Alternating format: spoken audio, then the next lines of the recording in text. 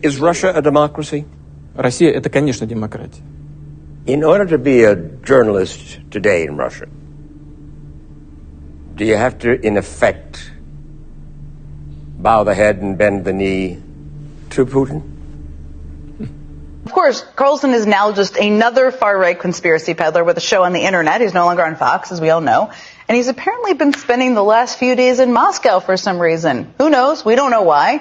He has to stay relevant somehow, so I guess we'll learn in the coming days. Mr. President, it's been a long time since you sat down with an American television network, almost 3 years, I think. Thank you for your time. There's a lot to discuss. I hope we have time to get to all of the issues. As Putin is trying to court the MAGA GOP in the United States.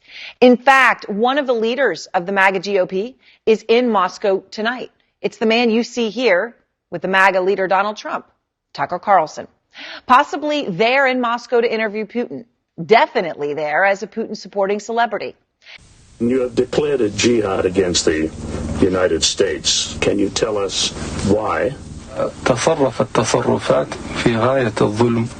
The U.S. government has committed acts that are extremely unjust, hideous, and criminal through its support of the Israeli occupation of Palestine.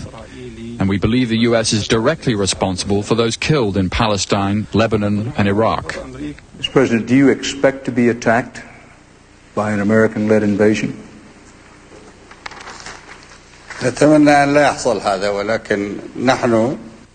We hope that the attack will not take place, but we are bracing ourselves to meet such an attack, to face it.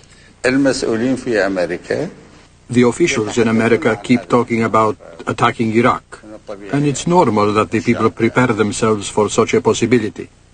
At the same time, they are praying to Allah to stop the Americans from going through with it and to spare the Iraqis from the harm that those on the bandwagon of evil want to inflict upon them. We're in Moscow tonight. We're here to interview the president of Russia, Vladimir Putin. We'll be doing that soon. There are risks to conducting an interview like this, obviously, so we've thought about it carefully over many months. Here's why we're doing it. First, because it's our job. We're in journalism. Our duty is to inform people.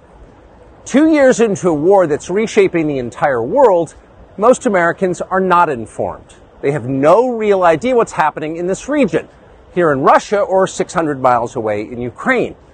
But they should know. They're paying for much of it in ways they might not fully yet perceive. The war in Ukraine is a human disaster. It's left hundreds of thousands of people dead, an entire generation of young Ukrainians, and it's depopulated the largest country in Europe. But the long-term effects are even more profound.